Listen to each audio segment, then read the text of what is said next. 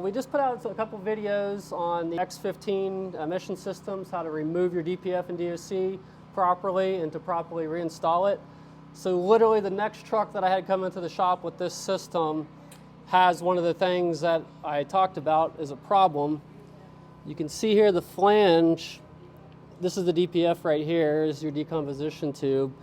The flange of that is not even in the clamp, so there's no way that's sealed. You can actually see where it looks like probably DEF has been leaking out of that. And if you look back, you can actually see it's not even straight. It's kind of at an angle. So if you watch the video on how to remove and install, you'll see exactly why we do what we do to prevent this type of thing. Like I said, half of the issues we see with these systems come into our shop are usually because of clamps and gasket issues, exhaust leaks, and this right here is textbook. It's not even in the clamp.